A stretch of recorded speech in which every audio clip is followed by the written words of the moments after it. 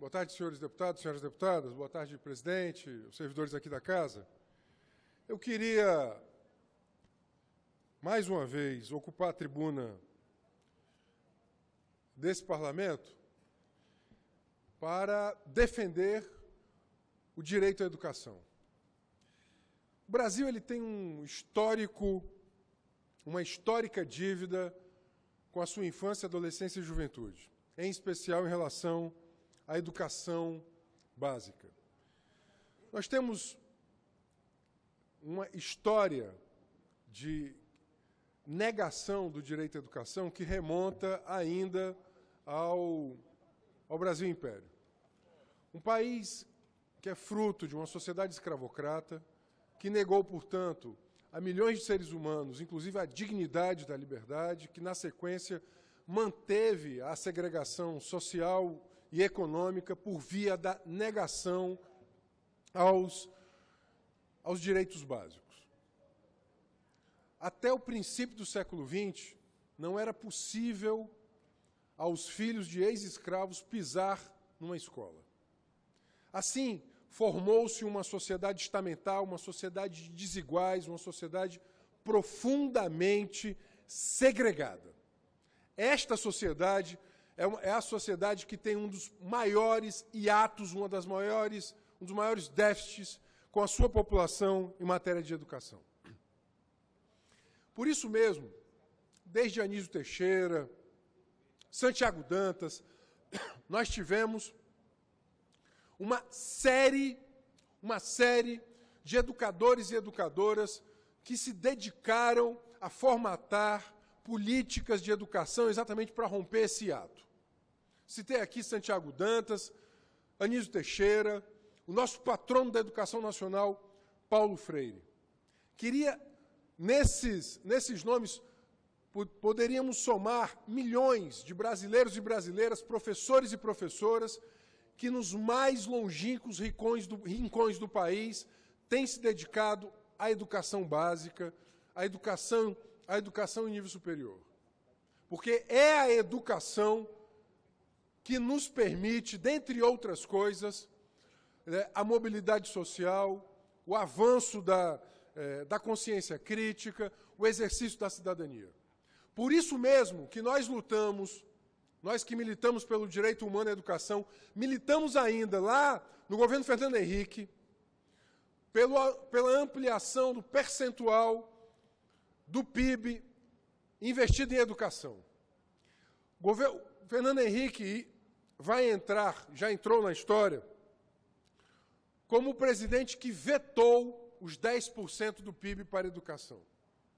Por isso que voltamos à carga no PNE de 2015 e 2024, o Plano Nacional de Educação, que é um plano decenal.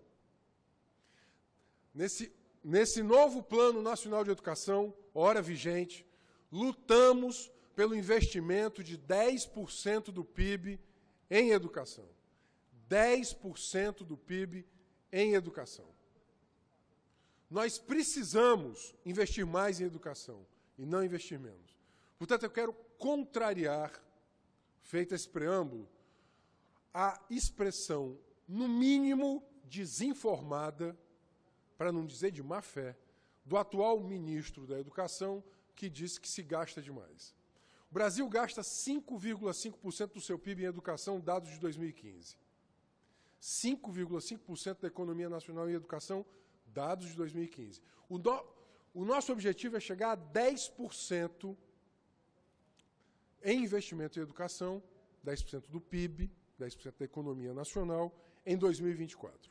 Portanto, vamos ter que crescer entre 2019 e 2024, portanto, nesses 5 anos, praticamente 1% do PIB ao ano de acréscimo em educação.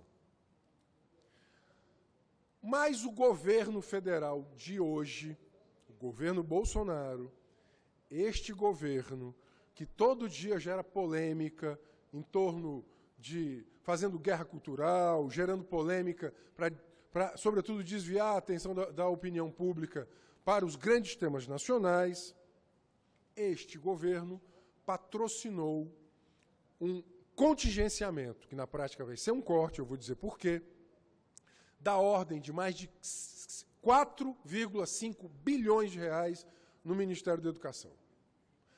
Aí, boa parte da imprensa dedicou-se, sobretudo, e o debate nos parlamentos, ao corte das universidades. E, de fato, é um corte criminoso.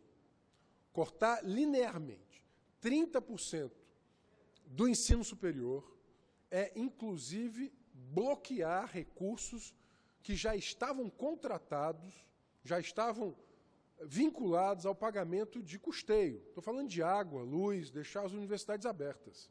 Deixar as universidades abertas. A nota do magnífico reitor da UFC, que foi publicada ontem, ele coloca um tema que me parece fundamental. Desconhecemos quem assumirá o ônus pelos compromissos que deixaremos de cumprir. Nota do professor Henri Campos, reitor da Universidade Federal do Ceará. Desconhecemos quem assumirá o ônus pelos compromissos que deixaremos de cumprir.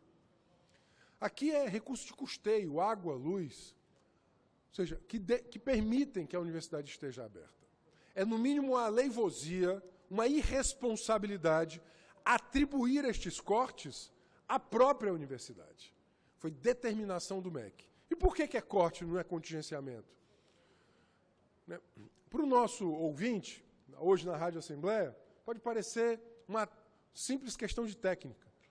Contingenciamento é quando um decreto presidencial, ele contingencia, ele retém o fluxo daquele recurso, tendo em vista a previsão futura de arrecadação.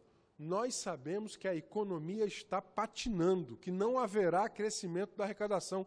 Na prática, é corte. Na prática, o decreto de contingenciamento representa corte porque não haverá previsão, não há previsão de crescimento da arrecadação. Mas eu queria me deter no corte da educação básica. Nós temos uma situação que ela é de uma irresponsabilidade gigantesca. Temos, na educação básica, recursos contingenciados para livro didático, recursos contingenciados para formação de professores, recursos contingenciados para manutenção de escola. Temos aqui uma situação em que creches e pré-escolas perderam 125 milhões de reais, o Programa Nacional do Livro Didático perdeu 144 milhões de reais. Queria que os deputados prestassem atenção nesse dado. O Programa Nacional do Livro Didático perdeu 144 milhões de reais. O país que precisa investir mais em livro didático. Temos transporte escolar, um corte de 23 milhões, ensino técnico e profissionalizante, 100 milhões, alfabetização de jovens e adultos, 14 milhões. Cortes na educação básica. Cortes, portanto, é uma mentira que o governo está tirando do ensino superior para botar na educação básica. Ele está tirando do ensino superior e está tirando da educação básica. Mente. Mente o governo quando diz que retira do ensino superior para colocar na educação básica. Ele está retirando recursos do ensino superior e da educação básica. Por isso mesmo, eu queria aqui me juntar ao movimento nacional em defesa do direito à educação, da campanha nacional pelo direito à educação, da CNTE, da Confederação Nacional dos Trabalhadores da Educação. Deputados, 45% dos municípios brasileiros não pagam o piso. Nós precisamos de mais dinheiro, inclusive para pagar professor. Peço, por gentileza, os 3 minutos de praxe. Nós precisamos de mais recursos para a educação, inclusive para chegar ao pagamento do piso. O atual Fundeb, o fundo que redistribui os recursos para a educação, onde a participação da União, inclusive, é mínima. O Fundeb hoje é de 157 bilhões de reais, a União coloca no máximo 14 bilhões de reais.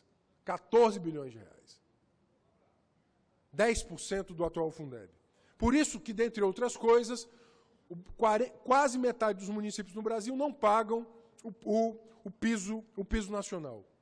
Não é verdade que se gasta muito com a educação no Brasil, se gasta pouco. Eu vou dar um único dado.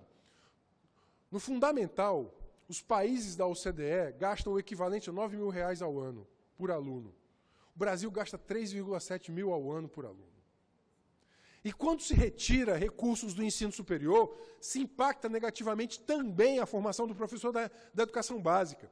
Sabe o que isso quer na prática? O governo não quer melhorar a educação básica, né, retirando recursos da própria educação básica e retirando recursos do ensino superior.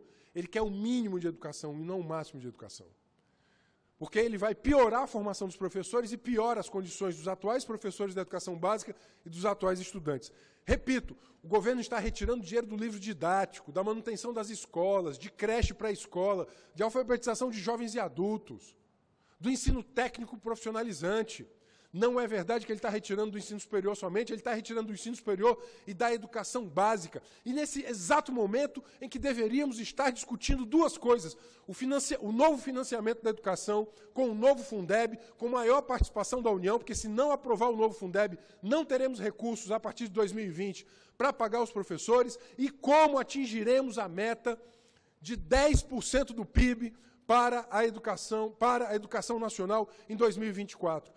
Este governo suspendeu a portaria do Conselho Nacional de Educação que determinava o cálculo do custo aluno-qualidade, quanto é necessário colocar em dinheiro para manter qualidade na educação, que está muito longe dos 3,7 mil reais por ano, ou seja, nós precisamos pelo menos triplicar isso. Para isso é que nós tínhamos uma diretriz de definir o custo aluno-qualidade, ou seja, quanto deve ser investido em cada aluno para manter qualidade na educação nacional. É isso que dá um governo que prega o anti-intelectualismo, a anti-educação. Um governo que despreza os professores e professoras. Veja-se a proposta de reforma da Previdência, que, dentre outras coisas, né, solapa as condições de aposentadoria das professoras brasileiras, em especial, que se contam aos milhões. Dos 2,2 milhões de professores da educação básica no Brasil, quase 80% são professoras, que têm, em especial, o seu direito agora à aposentadoria vilipendiado. Pelo que eu concluo